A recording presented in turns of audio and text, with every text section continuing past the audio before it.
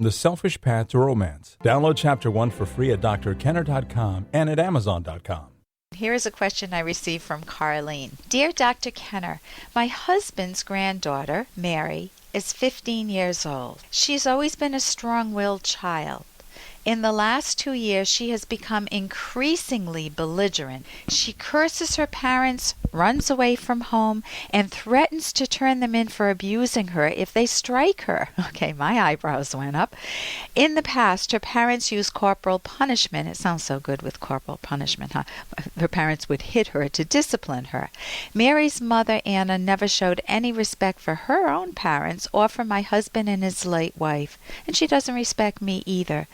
I feel for the child because I don't think her extreme acting out is all her fault.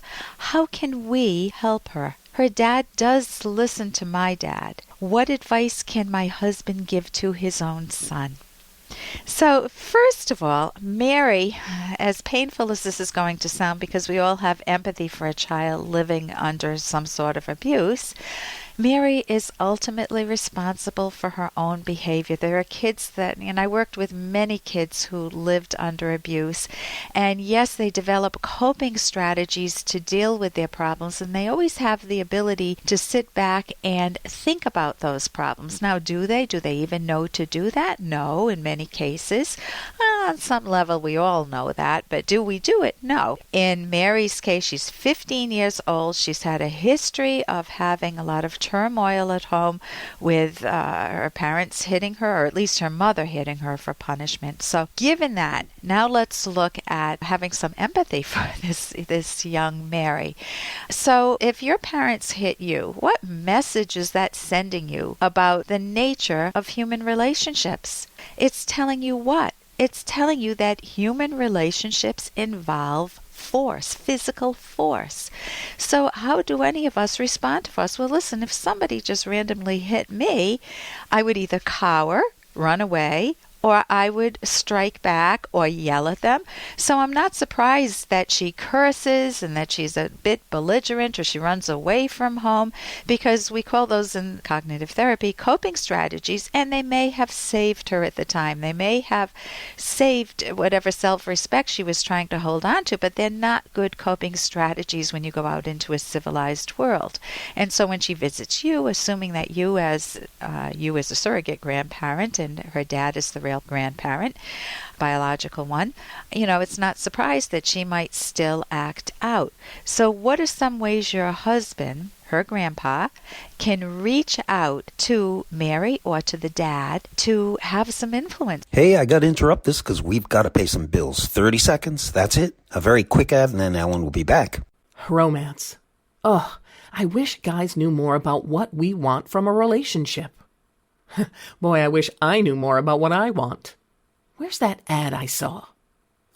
Here it is. The Selfish Path to Romance. A serious romance guidebook. Download Chapter 1 for free at selfishromance.com and buy it at amazon.com.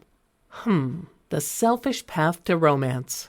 That is interesting. So what are some ways your husband, her grandpa, can reach out to Mary or to the dad to have some influence? Well, you said that his son is willing to listen to him. So the first thing your hubby can do, number one, is listen to his son without yes buts. It's called active listening. All of us say, yeah, we're good listeners, or yeah, I can listen when I want to. But to truly listen to someone, you don't throw in your 2 cents. You can do that later, but to listen and really be on a person's wavelength and see the world through their eyes, you need to really sit down and let what they're saying paint pictures in your mind. So the son may say, let's say Grandpa talks to his own son and saying, your daughter, my granddaughter, is acting out and she's running away from home. She's belligerent. I'd love to reach out to you. Tell me what's going on, hon. Grandpa might say that to his own son. Now, the son may not want to talk, but assuming they have a good relationship, the son may open up completely and it may give you a lot more information. He may feel guilty himself. Maybe he hit Mary too. Listen to your son.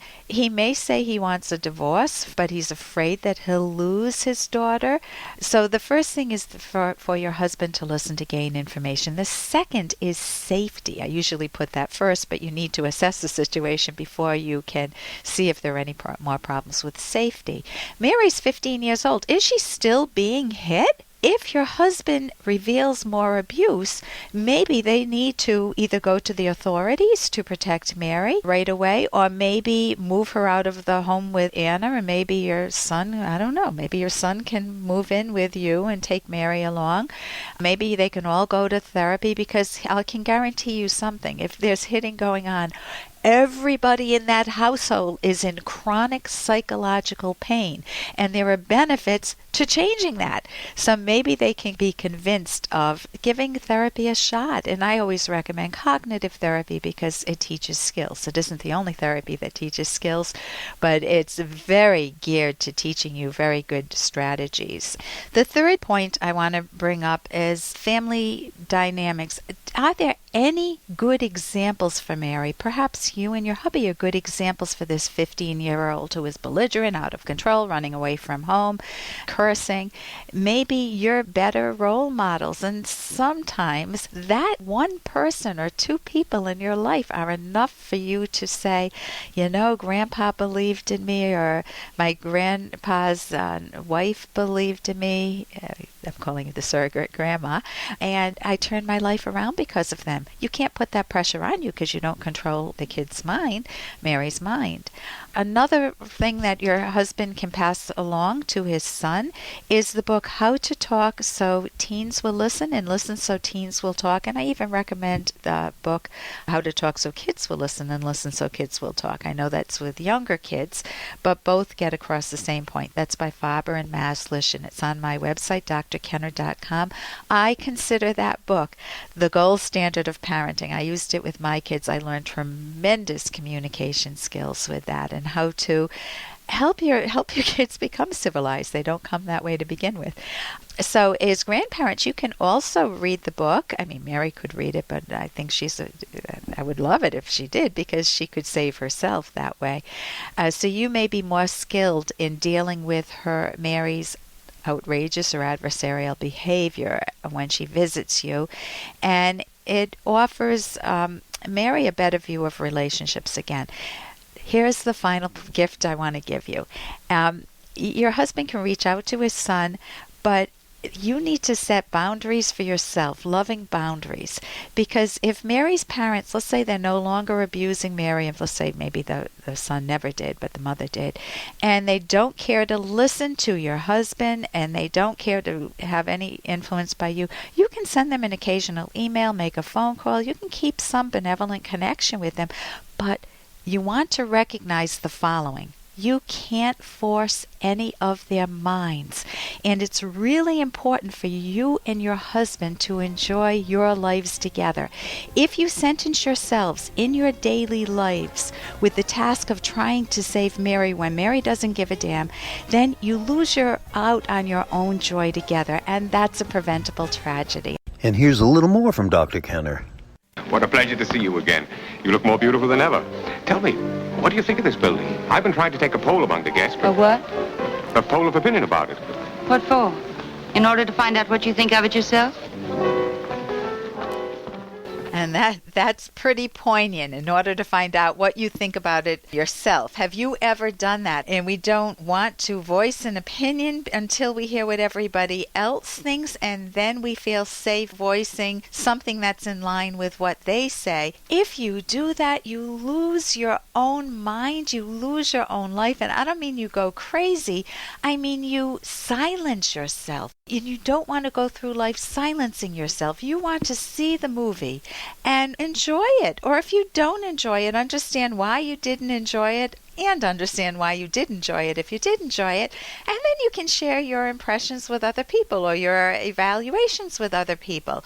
You don't want to always feel like you're living in the shadows of others. For more Dr. Kenner podcast, go to drkenner.com and please listen to this ad. Here's an excerpt from The Selfish Path to Romance, the Serious Romance Guidebook by clinical psychologist Dr. Ellen Kenner and co-author Dr. Edwin Locke. Sometimes gender is the source of conflict between partners. In general, women want intimate emotional relationships and are often socially skilled, whereas men are preoccupied with proving their strengths and competence, including in sex. They want to get things done without unnecessary talk. Women sometimes have trouble understanding why men seem to be oblivious to emotional issues, and men sometimes are confused when women get upset instead of just going along or solving problems. In these respects, each feels invisible to the other. When they argue, they are on different wavelengths. You can download Chapter 1 for free by going to drkenner.com, and you can buy The Selfish Path to Romance at amazon.com.